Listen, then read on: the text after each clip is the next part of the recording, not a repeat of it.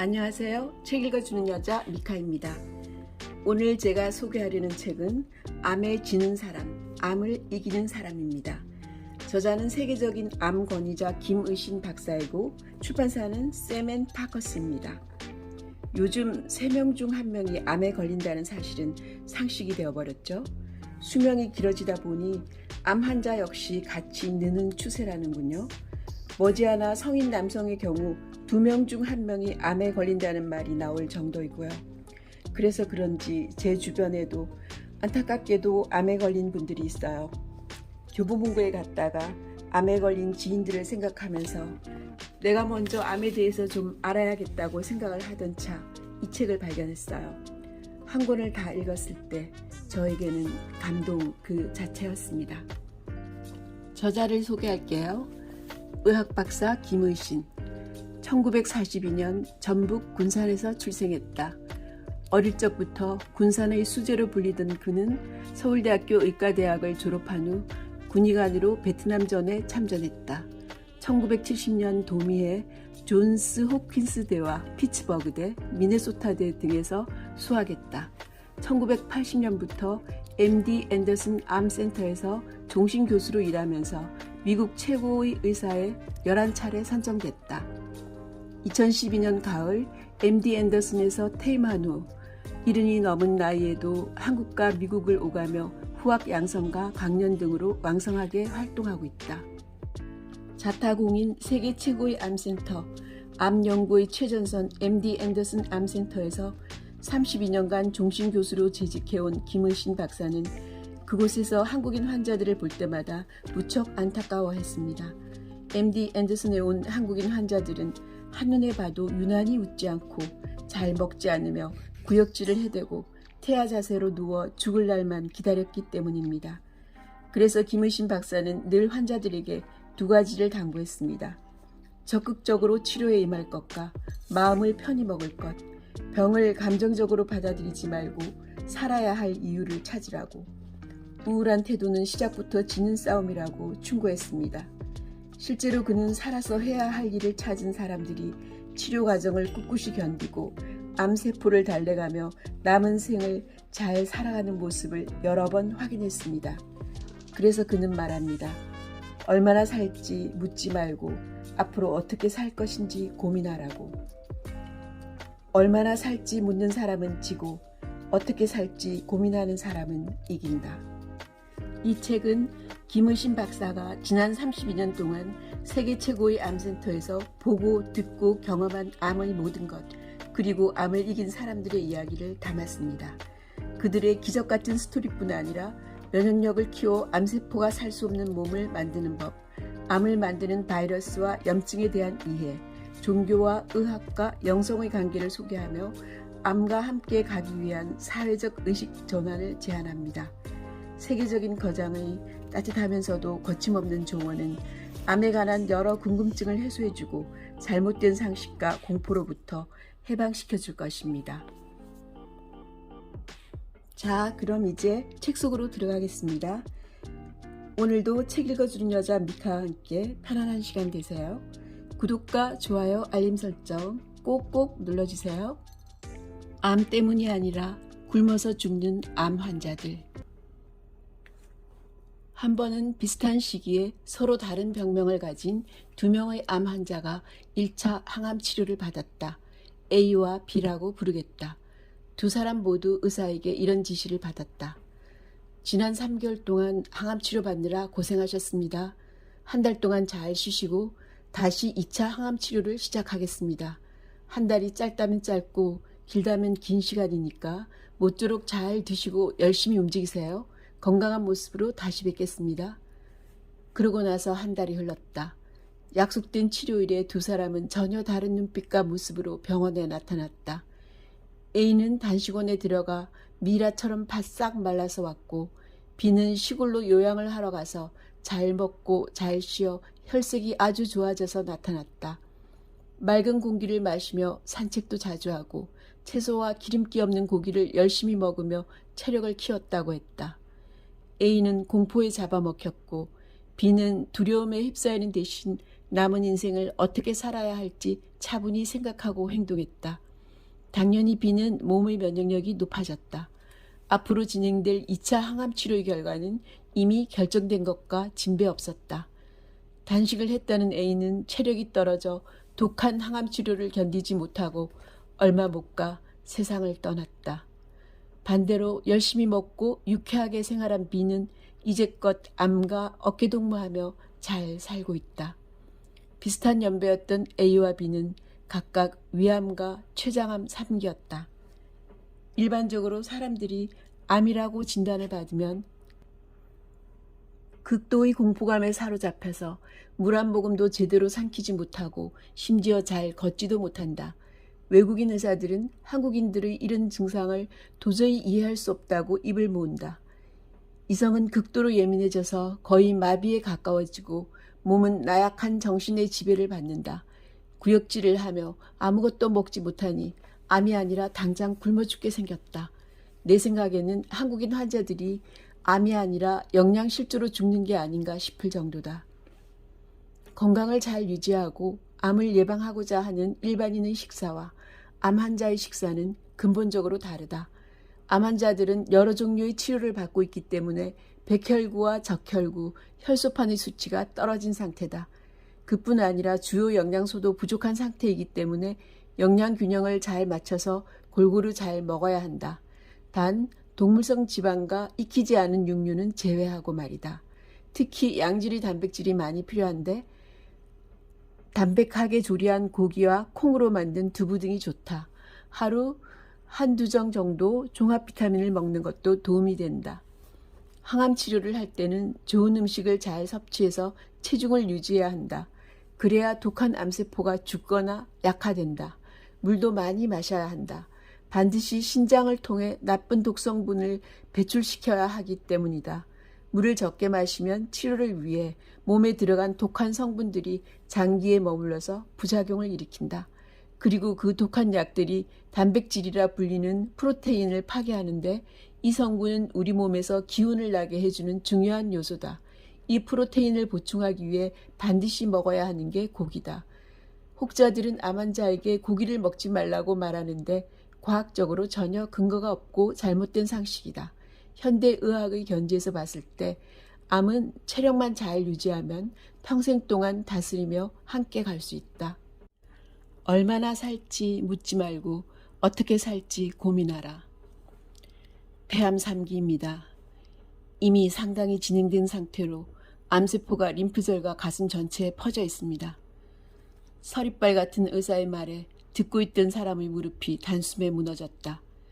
환자에게 암을 진단할 때 담당 의사는 물론이고 그에 앞서 담당 의사에게 영상을 보여주며 진단을 내리는 나 역시 고통스럽다. 환자에게 남은 시간 동안 마음 굳게 먹고 두 눈 부릅뜨고 살아야 한다고 말하는 것과 다름없다. MD 앤더슨에 재직하면서 나는 참으로 여러 유형의 환자를 만났다. 그리고 인간이 얼마나 강하고도 나약한 존재인지를 매번 실감했다. 대부분의 환자들이 특히 수치에 관해서 매우 신경질적인 반응을 보인다. 인간은 환경의 지배를 많이 받을 수밖에 없다. 그래서 각자 자신이 살아온 방식을 고수한다. 몸도 다르고 약에 대한 반응도 다르지만 질병을 대하는 자세 또한 다르다. 암 환자라는 공통분모가 있어도 그것에 대해 대처하는 자세는 천차만별이다.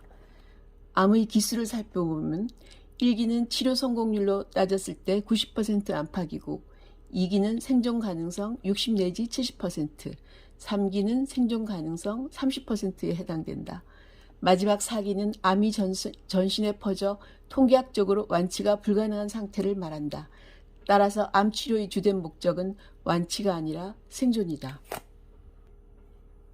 미국의 경우 의사가 환자에게 병의 기수는 알려주어도 완치 가능성은 입에 올리지 않는다.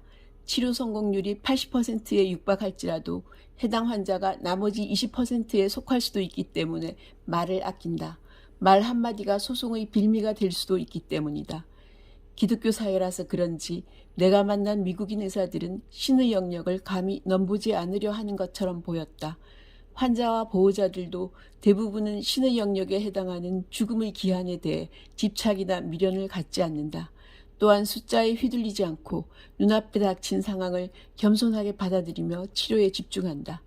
그런데 모든 환자가 이렇게 수치에 의연하게 반응하는 것은 아니다. 한국에서 온 환자들은 대부분 화학요법으로 1차 치료에서 약을 써보고 효과를 보지 못했거나 경과가 좋지 않아서 찾아오는 경우가 많다.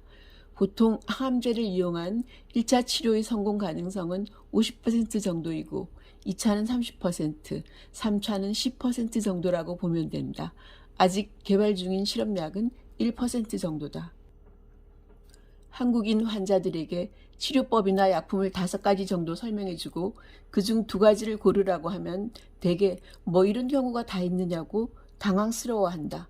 불같이 화를 내는 환자도 있다. 하지만 미국에서는 의사가 2가지 방법을 콕 찍어 정해주면서 이 약을 쓰면 잘 나을 것입니다 라고 말하면 고소를 당한다. 결과에 대해서 누구도 장담할 수 없는 일이기 때문이다. 그 누구도 귀한 목숨을 두고 더 산다거나 못 산다고 장담할 수는 없다. 그래서 반드시 환자에게 2가지 방법을 스스로 선택하도록 하는 것이다. 2가지 약으로 효과를 높이는 것을 칵테일요법이라고 부른다. 이때 거의 대부분의 환자가 의사에게 이렇게 되묻는다. 이걸 쓰면 얼마나 됐습니까? 혹은 이걸 써서 내가 얼마나 더 살 수 있습니까? 라고. 단언컨대 그것은 아무도 모르는 일이다. 그래서 미국인 의사들은 솔직하게 그건 아무도 장담할 수 없다고 답변한다. 하지만 한국의 경우는 어떨까? 한국인 의사들은 이 질문에 시원시원하게 답변을 한다.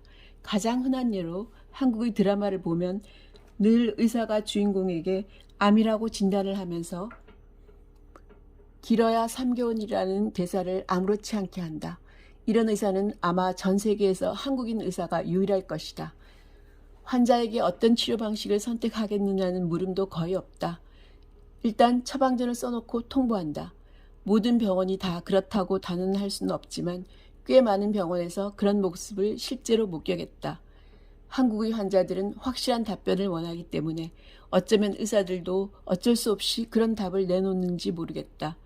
환자들이 무조건 앞으로 2년은 더 살 수 있다 같은 정답을 요구하니까 말이다. 하지만 암의 기본 원리를 알면 의사에게 이런 질문을 할 수가 없다. 암은 완치가 불가능합니다. 긍정적이고 겸손한 자세로 잘 먹고 잘 자고 잘 움직이면 암의 활동을 다소 지연시킬 수 있습니다. 지난 10년 동안 나는 한국에 갈 때마다 여러 매체와의 인터뷰를 통해 늘 똑같은 소리를 해왔다. 한국인 환자와 미국인 환자 사이에는 다른 점이 참 많지만 그 중에서도 신기할 정도로 정반대인 모습이 하나 있다. 의사가 이 방법을 쓰면 30% 정도는 효과를 봅니다 라고 말하면 미국인 환자는 얼굴 가득 환한 미소를 품는다. 오 하나님 감사합니다. 닥터 김 제게 희망을 줘서 고마워요. 고맙긴요. 이제부터 시작이죠. 제가 한 일은 아무것도 없어요. 아니에요. 저에게는 정말 기적 같은 소리를 전해주신 겁니다. 그들은 30% 정도라는 말에 진심으로 기뻐한다. 반대로 한국인 환자의 경우 50% 이상이 아니면 먼저 고개를 외롭고고 에이씨 괜히 왔네 라는 말부터 중얼거린다. 어느 중년의 자궁암 환자는 수술 날짜를 받아놓고 자기가 죽으면 남편이 젊은 여자와 재혼할 것이라며 근심했다. 한 정치인은 자신이 없는 한국의 안위를 걱정했고 한 경영자는 자신이 없으면 분명히 회사가 부도날 것이라고 고민했다. 하지만 이런 수치만 가지고 자신이 남은 생을 속단하기에는 이르다. MD 앤더슨에 찾아온 한국인 환자들을 보면 하나같이 3군데 정도의 병원은 기본적으로 가보고 온 경우다.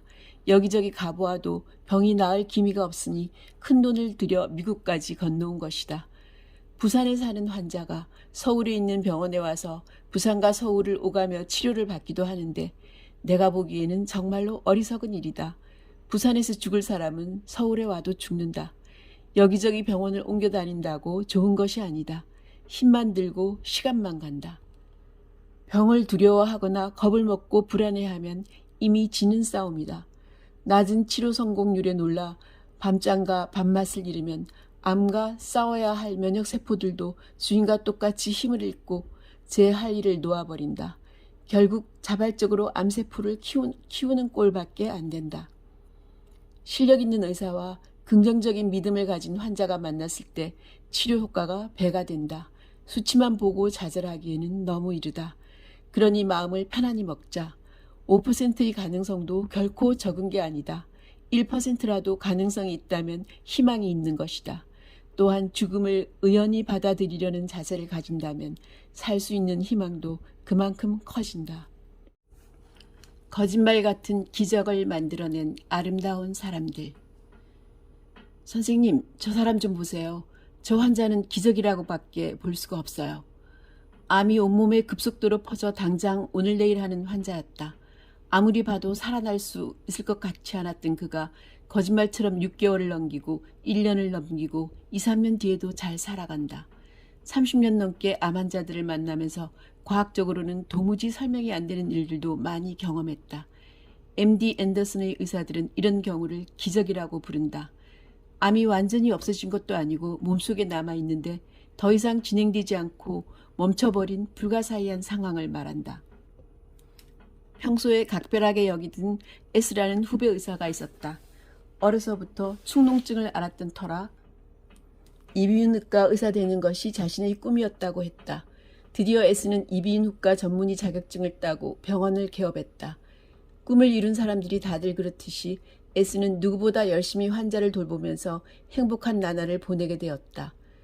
그러던 어느 날 코를 푸니 농에 피가 섞여 나왔다. 그동안 툭 하면 코피를 펑펑 쏟았는데 자신의 전공 분야라서 그럴 수도 있다고 생각하고 대수롭지 않게 여겼던 모양이다. 부랴부랴 큰 병원에 가서 검사를 해보니 코를 둘러싼 얼굴뼈에서 암세포가 발견되었다. 그러고 S는 MD 앤더슨에서 얼굴뼈의 상당 부분을 드러내는 수술을 받았다. 불행히도 S의 암은 수술 후에도 계속 재발해서 무려 15번의 수술과 방사선 치료를 받아야 했다. 나중에는 암이 두개골 바닥과 안구에까지 퍼져서 뇌 일부와 한쪽 눈을 절제해야 했다. 본인과 가족은 물론이고 치료를 결정했던 나 역시 차마 얼굴을 똑바로 쳐다보기 미안할 지경이 되었다. 더 이상의 치료는 시도조차 할 수 없었다. 수술과 방사선 치료는 물론이고 좋다는 약을 다 써봤지만 S의 병세는 호전될 기미가 보이지 않았다. S는 절망했지만 자신 앞에 놓인 결과를 담담히 받아들이고 편안하게 죽음을 맞겠다고 했다. 선배님, 하나님이 저 같은 사람을 죽게 내버려 두면 큰 손해 아닌가요? 저 같은 사람이 하나님의 힘으로 살아나야 전도가 되지 않겠어요? S는 여유롭게 농담을 던질 정도로 자신을 내려놓은 상태였다. 태평양이 보이는 캘리포니아 해변 옆에 집을 얻은 그는 차근차근 죽음을 준비했다. 당시 그의 담당 의사는 S에게 남은 시간이 길어야 3 내지 5개월 정도라고 나에게 귀띔해 주었다. 그런데 5개월이 지나고 1년, 2년이 흘러도 S는 죽지 않았다. 그렇게 시간이 흘러 무려 19년이 흘렀다. 나는 요즘 S로부터 더 자주 안부 전화를 받고 있다. S는 해마다 그의 몸속에 있는 암세포의 사진을 찍어서 관찰했는데 죽음을 준비한 그 순간부터 암세포가 더 이상 자라거나 전이되지 않고 그대로 멈춰 있다는 것이다. 이런 것을 두고 기적이라고 말하는 걸까? 나도 의사지만 과학적으로는 도저히 설명할 방법이 없다. 요즘 S는 방마다 조그마한 스피커를 설치해 놓고 성가곡을 듣는다고 했다. 그러면 마음이 평온해진다는 것이다. 바쁘다는 핑계로 나가지 않던 교회도 꾸준히 나간다. 비록 얼굴에 장애가 남았지만 봉사활동에도 열심이다. 다시 시작하는 삶이니 감사하지 않을 수가 없기 때문이라고 한다. 65세의 재미교포인 오우 역시 난소암으로 죽음의 문턱까지 다녀온 사람이다. 암세포를 발견할 당시에는 몸속에 암덩어리가 20개도 넘게 있었다. 하지만 지금까지 18년째 건강하게 살고 있다. 꾸준히 치료를 하면 암세포는 작아졌다가 커지기를 반복한다. 암 수치 역시 지금도 오르락 내리락 하지만 생명에는 큰 지장이 없다. 진단을 받을 당시에 전문의가 길어야 3년 정도 남았다고 했다는데 오는 벌써 18년째 삶을 이어가는 중이다. 처음에는 자녀들이 중고등학생이 될 때까지 5년만 더 살게 해달라고 기도했고 나중에는 아이들이 결혼하는 모습만 보게 해달라고 또 5년을 빌었다. 이렇게 내리 10년을 살고 나니까 더 이상은 욕심을 부릴 수가 없잖아요. 그저 하루하루를 열심히 감사하는 마음으로 살고 있어요. 지난 시간의 극적인 상황들을 떠올리며 오는 웃었다. 그렇다고 오의 암이 완전히 진행을 멈춘 것은 아니었다. 암은 이제 횡격막까지 올라와서 평소에 숨쉬기가 힘들고 통증까지 극심해졌다. 하지만 그녀는 이렇게 말했다. 박사님, 저는 약에 의존하고 싶지 않아요. 대신 제가 겪은 것만큼 아픈 사람들, 더 절망적인 사람들을 위해 작은 힘이나마 보탤 수 있으면 좋겠어요. 앞으로는 하나님을 더 의지하겠어요. 처음에 이런 이야기를 들었을 때 나는 몹시 당황스러웠다. 목숨이 경각에 달린 암 환자가 약과 치료를 거부하고 봉사활동을 하겠다니 급기야 오는 치료를 거부하고 약까지 끊었다. 그러자 난소암 지표인 CA125 수치가 정상인에 비해 20배나 높게 나올 정도로 올라갔다. 그런데 어느 순간부터 거짓말처럼 그 수치가 떨어졌다. 삶에 대한 집착을 버리고 오직 감사한 마음으로 남을 위한 봉사에 매진한 결과라고 생각한다. 의사인 나로서도 그 이유가 무엇인지 뚜렷하게 짚어낼 말이 떠오르지 않는다. 오로지 하나님만이 아실 일이다.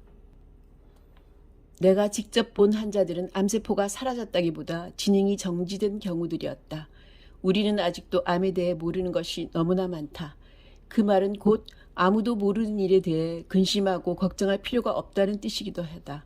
걱정해봐야 별 소용이 없다. 기적은 누구에게 올지 모른다. 암의 진행이 멈춘 사람들의 이야기를 들어보면 공통적으로 죽음을 앞두었을 때 마음을 완전히 비웠고 그 후로는 모든 통증이 사라졌다고 한다. 이미 세상을 떠났어야 할 사람들이 계속 나를 만나러 오는 경우가 종종 있다. 그런 경우도 과학으로는 설명할 수 없다. 다만 이들의 공통점은 끝없는 인간의 욕망을 접었다는 것, 그야말로 모든 것을 다 내려놓았다는 것이다. 놓아버리는 순간 새 삶이 주어졌다. 이렇게 목숨이 경각에 처하지 않은 이상 악착같이 더 살겠다는 욕심보다는 앞으로 주어진 시간을 조금이라도 더 충만하게 살아보겠다는 작은 희망이 중요하다. 꽃밭에 정성스럽게 물을 주듯 그 희망을 조금씩 키워나갈 때 암세포들은 힘을 잃는다. 맹목적으로 기적이 일어나기만을 바라는 것은 어리석은 짓이다. 하지만 이 세상에 기적은 결코 없다고 단언하는 것도 어리석다. 종교와 의학은 영상을 공유한다. 마음가짐과 면역력에 관한 한 가지 흥미로운 조사 결과가 있다.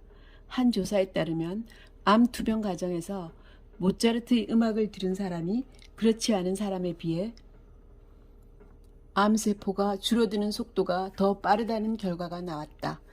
음악을 듣는 일이 몸과 마음에 좋은 습관이 될 수 있음을 시사해준다. 편안한 마음으로 음악을 듣는 것은 우리 몸의 자연 살해 세포를 키우는 데 큰 도움이 된다. 자연 살해 세포는 암세포를 잡아먹는 면역세포다. 실제로 사람의 면역력을 직업별로 조사해보니 음악가와 코미디언, 특히 교회의 성가대원들은 놀랍게도 일반인에 비해 면역세포의 수치가 200 내지 1000배 이상 높게 나왔다고 한다. 이들은 소소한 일에서도 기쁨과 감사를 발견하고 매일 노래하고 기도하며 감사를 전하는 사람들이다. 인생을 희망적으로 보고 매 순간 밝게 사는 사람이 암에 대한 저항력이 높다는 뜻이다. 이러한 사실은 종교를 갖고 마음을 평온하게 다스리는 것이 암 치료에 있어 얼마나 중요한가를 보여주는 것으로 이제 의학계의 확고한 정설이 되었다. 2장 작은 습관만 바꿔도 암을 예방하고 치유할 수 있다. 이번에는 그 중에서 암세포가 살 수 없는 몸을 만드는 법을 읽어드리겠습니다. 타임지가 선정한 10대 슈퍼푸드는 귀리, 블루베리, 토마토, 녹차, 연어, 마늘, 브로콜리, 견과류, 시금치, 적포도 등이다. 육식 위주의 기름진 식사를 많이 하는 미국인들에게 꼭 필요한 영양소들이 골고루 포함된 셈이다. 무엇보다 인간의 몸에 이로워 슈퍼푸드라고 불리는 이 식품들 중에 기름진 음식은 하나도 없다. 어떻게 보면 그저 소박한 식재료들이다. 최근 10년 사이에 과학자들은 식물에서 항암물질을 발견하는 쾌거를 올렸다. 과일과 채소가 각종 미생물과 해충 등으로부터 자신을 방어하기 위해 몸속에 지니고 있는 성분을 피토케미컬이라고 한다. 사람의 몸에 들어가면 황산화 작용과 세포 손상을 억제하는 작용을 한다. 한마디로 꾸준히 섭취하면 항암 물질이 악성 종양에 달라붙어 암세포의 성장을 차단하고 암세포가 스스로 죽게 만든다. 또한 암이 다른 곳으로 전이될 확률도 낮춰준다. 암 치료와 관련해서 각각의 슈퍼푸드가 어떤 효능을 가졌는지에 대해 간단히 알아보고 넘어가겠다. 1. 시금치나 브로콜리 같은 녹색 채소에 들어있는 미량 영양소는 손상된 인간의 DNA를 복구한다. 평소에 녹색 채소를 자주 먹는 사람은 그렇지 않은 사람에 비해 췌장암 발병률이 38%나 낮다는 연구 결과가 나왔다. 2. 베리류는 껍질과 씨까지 섭취하면 그 속에 들어있는 안토시아닌 성분이 항산화 작용을 하고 발암물질을 억제하며 몸속의 독소를 해독하는 작용을 한다. 3. 수박과 토마토는 전립선암과 폐암을 억제시키는 데 좋다. 특히 토마토를 가열해서 식물성 기름과 함께 먹으면 리코펜 성분이 10배나 더 잘 흡수된다. 4. 마늘이 가진 알리신 성분은 강력한 살균 효과는 물론 위암 예방에 탁월하다. 하지만 날 것으로 먹기보다는 장아찌를 만들어 먹거나 익혀서 먹는 것이 위에 덜 부담스럽다. 5. 사과 속에 들어있는 플라보노이드 성분은 유방암의 재발을 방지하고 감귤은 폐암을 예방하는 데 좋다. 6. 이처럼 각종 채소와 과일에는 암을 예방하는 좋은 성분들이 많은데 특히 씨앗과 견과류를 함께 섭취하면 지방산이 공급되어 우리 몸이 피토케미컬을 잘 흡수하게 도와준다. 씨앗과 견과류는 심장병 환자의 부정맥을 예방하고 노화로 인한 근육량 및 골질량 감소를 개선한다. 7. 버섯이 가진 피토케미컬 성분에는 소염 효과가 있어서 자가 면역 질환과 관절염에 도움을 준다. 버섯에는 렉틴이라는 단백질 성분이 들어있는데 렉틴은 암세포가 될 위험이 있는 비정상 세포와 결합해서 몸의 방어 기제를 활성화시킨다. 오로지 세포 결합만으로 독소나 정상세포에 악영향을 주지 않고 암세포의 확산을 방어하는 것이다. 그래서 버섯과 녹색 채소를 함께 그리고 자주 섭취하면 유방암의 위험이 60 내지 70%나 낮아진다. 뿐만 아니라 암세포의 혈관 생성을 억제해 종양의 성장을 막아주기도 한다. 암세포가 살 수 없는 몸을 만들기 위해서는 이와 같이 피토케미컬 성분이 많이 들어있는 채소와 과일, 견과류, 씨앗류, 버섯류를 많이 먹고 항산화제와 비타민을 꾸준히 섭취하는 것이 좋다. 몸에 이로운 미량 영양소가 거의 없는 가공식품은 우리 몸의 면역 기능을 떨어뜨려 암 발생률을 높인다. 한국인들도 식생활의 변화 때문에 콜레스테롤 수치가 미국인들만큼이나 높아졌다. 몸은 바뀌지 않았는데 갑자기 나물이나 신선한 채소를 많이 먹던 식습관에서 가공식품과 기름기가 많은 고기 위주의 식습관으로 바뀌었기 때문이다. 몸속에 나쁜 콜레스테롤과 중성지방의 수치가 높아지면 혈관에 기름 덩어리가 끼어 혈관이 좁아진다. 당연히 뇌졸중이나 심장병 등이 생길 수밖에 없다. 그런데 왜 이런 현상이 생기는지를 학자들이 연구해 보니 기름진 식사로 인해 몸 안에 생긴 염증이 문제였다. 이로 인해 살이 찌는 것은 물론이고 혈관의 문제는 우리 몸 구석구석에 치명적인 손상을 가져온다. 예전에는 어떻게 기름이 몸속에서 염증을 일으키는지를 학자들도 잘 몰랐다. 염증은 그저 균이 들어가서 생기는 것이라고만 알았기 때문이다. 췌장에 기름이 끼면 당뇨 증상이 생기고 염증이 발생한 부위가 췌장암이 된다. 전 세계적으로 가장 나쁜 암이라고 알려진 췌장암은 주로 부자들이 걸리는 병이다. 기름진 식사, 육식 위주의 식사를 자주 하는 사람들에게 주로 발생한다. 그래서 그런지 췌장암은 가난한 사람들은 잘 안 걸린다. 여자들의 경우 폐경기가 되면 뼈가 약해진다. 재생세포의 기능이 떨어져서 그렇다. 뼈세포가 재생되려면 칼슘과 비타민 D가 필요하다. 칼슘은 우유나 멸치를 통해서 얻을 수 있는데 비타민 D는 햇볕을 쬐어야 흡수가 된다. 비타민 R약만 먹으면 거기에 들어있는 모든 성분이 저절로 몸에 흡수되고 쓰인다고 여겨서는 안 된다. 적절한 운동을 병행해야만 몸이 비타민을 제대로 흡수하고 사용할 수 있다. 식사를 하고 난 뒤에는 동네 근처를 산책하거나 매일 꾸준히 걷기 운동을 하는 것이 좋다. 좋은 성분을 먹었다면 이것을 잘 흡수하고 사용해야 먹은 보람도 있으니 말이다. 특히 암 환자의 경우 약을 먹고 집안에만 가만히 있으면 아무 소용이 없다. 몸을 안 움직이면 뼈가 약해져서 잘 걷지도 못하고 그러면 더더욱 기운이 없어져서 몸을 못 움직이게 된다. 악순환이 반복되는 것이다. 힘들어도 천천히 걷는 연습을 하고 가능하면 공원에라도 나가서 볕을 쬐고 신선한 공기를 마시는 것이 중요하다. 저자는 책 뒷부분에서 이렇게 말합니다. 이른이 넘도록 살아보니 결국 인간에게 가장 큰 기쁨을 주는 일은 필요한 사람에게 도움을 주는 삶이다.